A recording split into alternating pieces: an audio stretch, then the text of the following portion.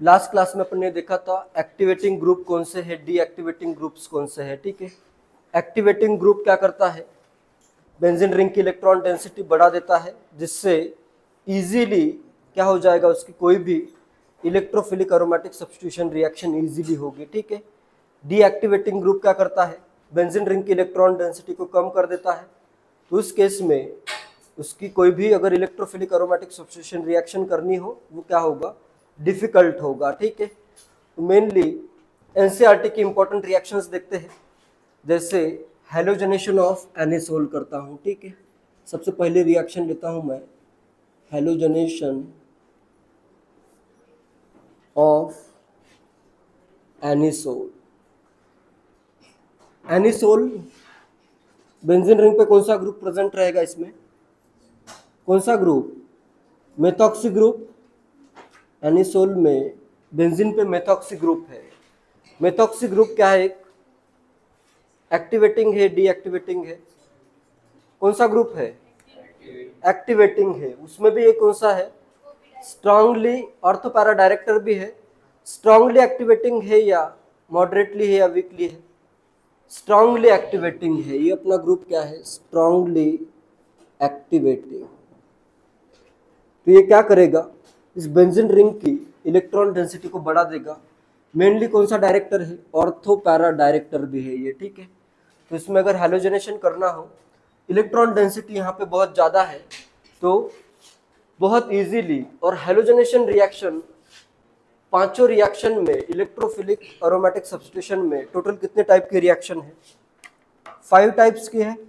Halogenation है, nitration है, sulphonation है, and next Friedel craft alkylation and Friedel craft acylation है। ठीक है, इसमें सबसे इजीली होने वाली रिएक्शन है हैलोजनेशन, या सबसे कम रिगरस कंडीशन किसके लिए चाहिए, हैलोजनेशन के लिए चाहिए। ठीक है, तो इसका अगर हैलोजनेशन करना हो तो इसमें लेविस एसिड की भी ज़रूरत नहीं है। क्यों ज़रूरत नहीं है, जैसे नॉर्मली बेंजीन की रिएक्शन अगर करते हो, जैसे इसका मुझे ब्रोमिनेशन करना है, ब्रोमिनेशन ऑफ एनिसोल करता हूँ मैं, तो यहाँ पे तुम क्या करते हो, एनिसोल है। नॉर्मल बेंजीन में क्या यूज़ होता है ब्रोमिनेशन के लिए, Br2 यूज़ होगा, और साथ में क्या यूज़ होगा, FeBr3, लेविस एसिड का यूज़ करना पड़ता है। लेकिन यहाँ पे इसने क्या किया, इसको ऑलरेडी एक्टिवेट कर दिया। इधर काफ़ी सारा इलेक्ट्रॉन का क्लाउड, मतलब इलेक्ट्रॉन डेंसिटी यहाँ की क्या हो गई है, इंक्रीज हो गई है। तो ये बहुत इजीली रिएक्ट होगा। तो इतना इजीली रिएक्ट होता है कि यहाँ पे तुम्हें लेविस एसिड भी यूज़ करने की ज़रूरत नहीं है। ठीक है, सिंपली ब्रोमीन अगर है और इसमें सॉल्वेंट यूज होता है, इथेनोइक एसिड में रिएक्शन की जाती है, in ethanoic acid as a solvent. कहाँ पे ब्रोमिनेशन होगा, ऑर्थो और पैरा पे ब्रोमिनेशन होगा। यहाँ पे ऑर्थो या फिर पैरा पे ब्रोमिनेशन होगा। ऑर्थो पे भी करता हूँ, पैरा पे भी करता हूँ। तो यहाँ पे आएगा OCH3, ऑर्थो पैरा डायरेक्टिंग है, इधर ऑर्थो वाला एक प्रोडक्ट फॉर्म कर देता हूँ और साथ में पैरा वाला एक प्रोडक्ट फॉर्म कर देते हैं OCH3।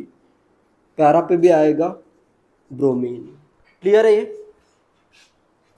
इसमें मेनली पैरा वाला जो आइसोमर होता है वो मेजर प्रोडक्ट आता है। ठीक है, para isomer is the major product. ये क्या हो जाएगा फिर, माइनर प्रोडक्ट। मेजर प्रोडक्ट या सिर्फ एक ही प्रोडक्ट का क्वेश्चन आता है तो इन जनरल तुम सभी क्वेश्चन में क्या करो, पैरा वाला प्रोडक्ट को मेजर कर दो। ठीक है, जिससे मैक्सिमम चांस है कि तुम्हारा आंसर करेक्ट होगा। कहीं एक दो रिएक्शन में सिर्फ ऑर्थो ज़्यादा बनता है, उस पर क्वेश्चन नहीं आता है। ठीक है, क्योंकि एनसीईआरटी में भी जहाँ पे मेंशन किया है वहाँ पे हर जगह पैरा पे ही मेजर मेंशन किया है या फिर मेंशन नहीं किया है। ठीक है, तो अगर क्वेश्चन आता भी है तो सिंपली क्या करो, पैरा वाला प्रोडक्ट मेजर कर दो। ठीक है,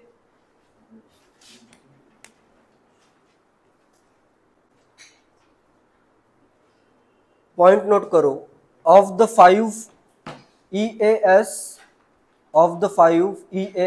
एनसीईआरटी में नहीं है, वो पॉइंट नोट करो। एनसीईआरटी का तो पढ़ो ही, साथ में लिखो ऑफ द 5 EAS। EAS मतलब इलेक्ट्रोफिलिक एरोमेटिक सब्स्टिट्यूशन, ठीक है। Reactions, ES reactions, halogenation occurs of the 5 electrophilic aromatic substitution reactions. Halogenation occurs under the mildest conditions. Halogenation occurs under the mildest conditions. Halogenation एकदम mild condition में होता है. For phenol and anisole, for phenol or anisole, halogenation is carried out. For phenol or anisole, halogenation is carried out without the Lewis acid catalyst.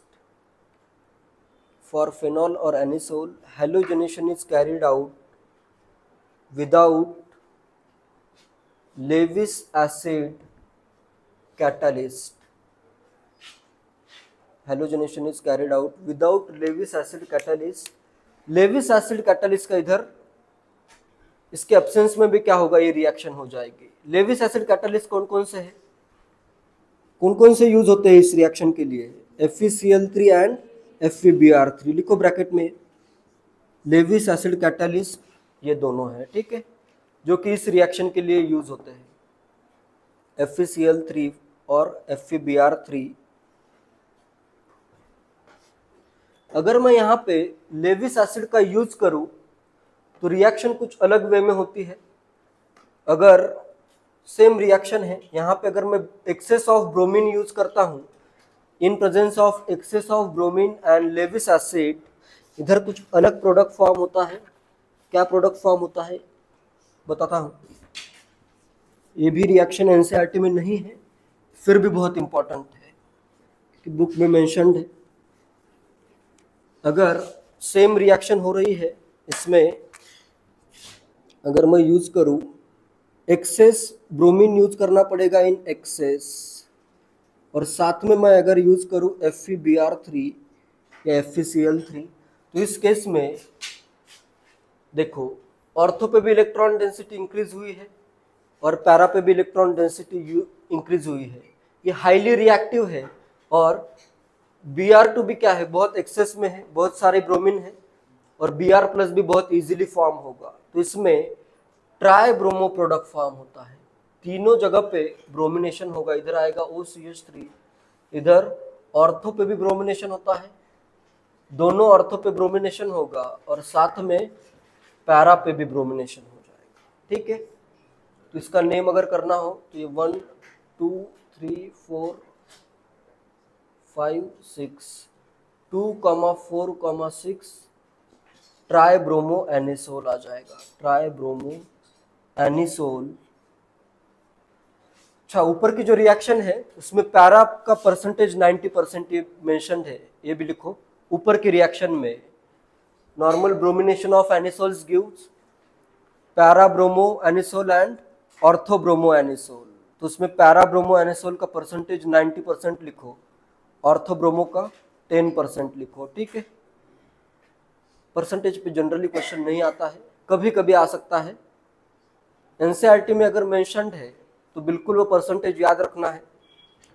ऊपर के reaction के लिए ortho bromo और para bromo में para bromo का percentage करना है तुम्हें। ये प्रोडक्ट बन रहा था ऊपर, विदाउट कैटालिस्ट ये प्रोडक्ट बनेगा, ये आता है 90%। कैटालिस्ट के प्रेजेंस में तीनों पोजीशन का ब्रोमिनेशन हो जाएगा। क्लियर है क्यों हो रहा है, ये भी क्लियर है। ये हाईली रिएक्टिव है और इधर बहुत सारे Br+ फॉर्म हो रहे हैं। कितना मोल ब्रोमीन लगेगा इसमें?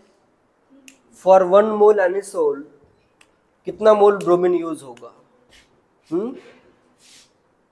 क्वेश्चन अगर मैं करूं, फॉर 1 मोल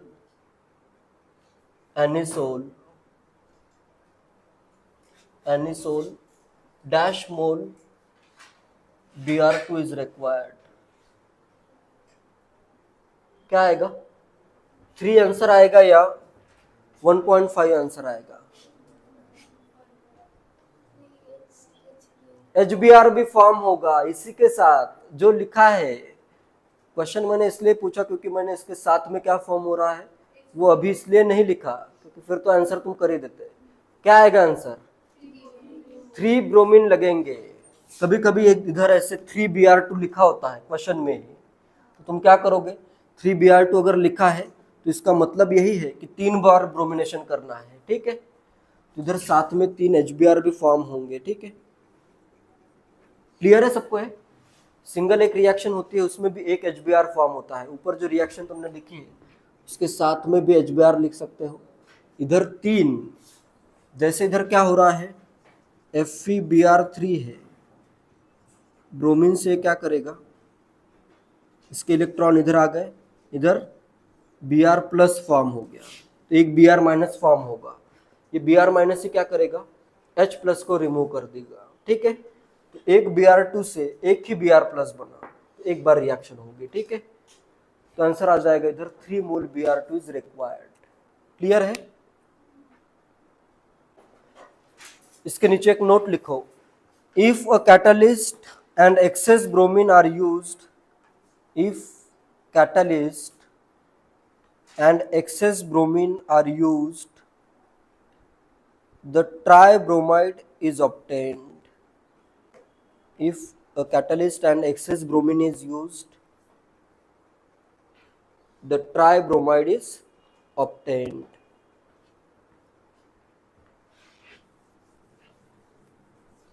नेक्स्ट करता हूं मैं bromination of phenol. Bromination of phenol, halogenation of phenol भी हो सकता है, सिमिलर ही होगा। ब्रोमिनेशन करते हैं इस बार, ठीक है। ब्रोमिनेशन ऑफ फेनॉल में भी कैटलिस्ट यूज करने की जरूरत है क्या? Bromination of phenol, next reaction है ब्रोमिनेशन ऑफ फेनॉल। फेनॉल का ब्रोमिनेशन करने के लिए कैटलिस्ट यूज करना पड़ेगा या नहीं? नहीं जरूरत, OH है, ये भी क्या है, स्ट्रांगली एक्टिवेटिंग ग्रुप है, ठीक है। इसकी भी रिएक्टिविटी बहुत ज़्यादा है, तो इसके लिए कैटलिस्ट यूज करने की जरूरत नहीं है। इसमें देखो दो रिएक्शन बहुत इंपॉर्टेंट है फेनॉल में, ब्रोमिनेशन ऑफ फेनॉल में। यहाँ पे अगर सॉल्वेंट कौन सा यूज होता है उस पर प्रोडक्ट डिपेंड करेगा। सॉल्वेंट अगर लो पोलैरिटी का है, जैसे कार्बन डाइसल्फाइड है या CCl4 है या क्लोरोफॉर्म है, लो पोलैरिटी का अगर सॉल्वेंट यूज करते हो तो क्या फॉर्म होता है, क्या फॉर्म होता है? एक ही, इसका मतलब एक ही बार ब्रोमिनेशन होगा। यहाँ पे अगर मैं इसका ब्रोमिनेशन करना चाहूँ, कैटलिस्ट तो यूज करने की जरूरत नहीं है। नेक्स्ट, अगर मैं इधर लो पोलैरिटी का सॉल्वेंट यूज करता हूँ, जैसे CS2 है या फिर क्लोरोफॉर्म गिवन हो सकता है या CCl4 भी हो सकता है, CHCl3, लो पोलैरिटी का सॉल्वेंट अगर मैं यूज करता हूँ तो उसमें बस एक ही ब्रोमिनेशन होगा। कहाँ पे ब्रोमिनेशन होगा BOH का? कौन सा डायरेक्टर है ये? ऑर्थो पैरा डायरेक्टर है, तो ऑर्थो पे भी ब्रोमिनेशन हो सकता है, पैरा पे भी ब्रोमिनेशन हो सकता है। तो इधर प्रोडक्ट क्या आएंगे, OH, ऑर्थो ब्रोमोफेनॉल आएगा एंड पैरा ब्रोमोफेनॉल, ये दो प्रोडक्ट फॉर्म होंगे। क्लियर है? लो पोलैरिटी का सॉल्वेंट यूज करते हो तभी ये रिएक्शन होगी, ठीक है। क्लियर है? रिएक्शन नोट करो, ठीक है। एक पॉइंट पहले लिखो, when reaction is carried out in solvents of, when reaction is carried out in solvents of low polarity, reaction is carried out in solvents of low polarity such as, solvents of low polarity, ये दोनों example याद रखो, CS2 और chloroform होता है CHCl3, carbon disulphide and chloroform, ये लो polarity के solvent है। CS2 तो पूरा नॉन पोलर ही है, ठीक है। At low temperature, at low T या लो टेम्परेचर लिखो, solvents of low polarity such as CHCl3 or CS2 and at low temperature monobromofenols are formed, monobromofenols are formed। इसमें भी मेजर करना है, ब्रोमो मतलब पैरा पे अगर ब्रोमो है मोनोब्रोमोफेनॉल्स फॉर्म हो रहा है। क्लियर है? इसमें भी पैरा पे अगर ब्रोमिनेशन है, पैरा ब्रोमोफेनॉल मेजर होगा। ठीक है। नेक्स्ट जो है, अगर मैं यहाँ पे सॉल्वेंट, लो पोलैरिटी का सॉल्वेंट यूज नहीं करूँ कि जगह मैं वाटर यूज करूँ। ठीक है। ब्रोमीन अगर वाटर में डिजॉल्व है तो उसको ब्रोमीन वाटर भी कहा जाता है। ठीक है। तो अगर यहाँ पे नेक्स्ट रिएक्शन में करता हूँ, फिनॉल की ही रिएक्शन करनी है इन प्रेजेंस ऑफ ब्रोमीन वाटर, या तो यहाँ पे ऐसे लिखा रहेगा Br2 in presence of water, या कहीं पे भी कुछ थोड़ा सा अलग अलग वे में लिखा जा सकता है।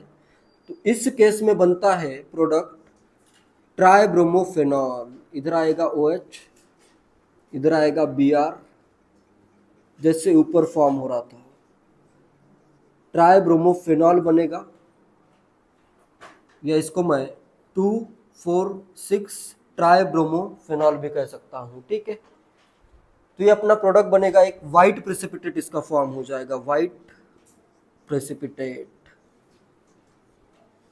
पॉइंट नोट करो, लिखो, when phenol is treated with bromine water, when phenol is treated with bromine water 2,4,6 ट्राइब्रोमोफेनॉल treated with bromine water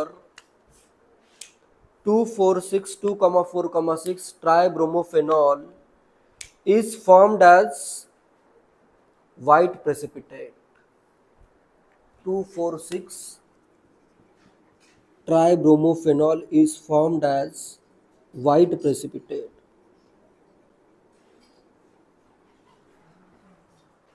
अभी मुझे ये बताओ कि ऊपर मैंने लो पोलैरिटी का सॉल्वेंट यूज किया तो एक ही बार ब्रोमिनेशन हुआ, नीचे अगर मैंने वाटर यूज किया तो 3 बार ब्रोमिनेशन हो रहा है।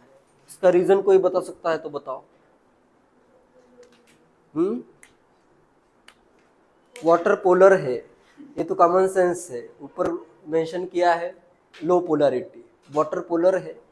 और भी ऐसा थोड़ा सोच समझ के आंसर करो। वाटर पोलर है, ये तो रीजन है, उसी को एक्सप्लेन करो थोड़ा। वाटर पोलर है इसलिए 3 बार ब्रोमिनेशन क्यों हो रहा है? फेनॉल भी पोलर तो ऊपर भी है नीचे भी है, ऊपर का फेनॉल नीचे का फेनॉल बिल्कुल सेम टू। ये फेनॉल है, फेनॉल का OH भूल गए इधर।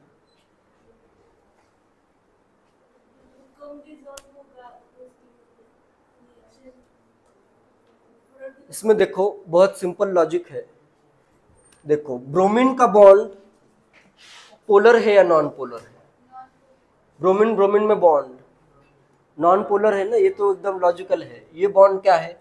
नॉन पोलर है, तो इसमें Br+ या Br- फॉर्म होना डिफिकल्ट है। लेकिन अगर मैं पोलर सॉल्वेंट वाटर यूज करूं, H2O अगर यूज करूं, तो यहाँ पे भी इलेक्ट्रॉन शिफ्ट होना इजी होगा। Ionic compounds are more soluble in water than in solvents of low polarity. इसके मुझे आयन फॉर्म करने हैं, जैसे इधर से ये अटैक करेगा अपना इलेक्ट्रोफाइल ब्रोमीन का जो है, इधर क्या आएगा? Negative charge. इसको मैं इस वे में ड्रॉ कर देता हूँ, इसका रेजोनेटिंग स्ट्रक्चर ड्रॉ करता हूँ, OH+। ये निगेटिव चार्ज ब्रोमीन पे अटैक करेगा तो क्या होगा? इधर से अटैक हुआ, इधर से ये रिमूव होगा। तो जो Br- फॉर्म हो रहा है उसको सॉल्वेट करने के लिए इधर क्या प्रेजेंट है? वाटर प्रेजेंट है। तो ये बॉन्ड इजीली ब्रेक हो जाएगा या फिर इजीली पोलराइज हो जाएगा। इलेक्ट्रॉन का क्लाउड इसमें वाटर के प्रेजेंस में इजीली शिफ्ट होगा। लो पोलैरिटी के प्रेजेंस में ये इलेक्ट्रॉन का क्लाउड इजीली शिफ्ट नहीं हो रहा है। आ रहा है समझ में क्या हो रहा है? वाटर क्या करेगा? इस Br- को सॉल्वेट कर देगा या हाइड्रेट कर देगा, या यहाँ पे इसको सराउंड करेगा, जिससे ये बॉन्ड इजीली ब्रेक हो रहा है। बॉन्ड अगर इजीली ब्रेक हो रहा है तो यहाँ पे तीनों पोजीशन पे ब्रोमिनेशन होगा और ये Br- सॉल्वेट हो जाएगा। ठीक है। या फिर यहाँ पे P+3 HBr लिख सकते हो। HBr एक स्ट्रॉन्ग एसिड है, तो ये H+ और Br- के फॉर्म में भी एग्जिस्ट कर सकता है। 3 Br- भी लिखा हो सकता है, डिपेंड करता है। ठीक है। क्लियर है? इधर भी कितने ब्रोमीन यूज होंगे? 3 ब्रोमीन यूज होंगे, ठीक है।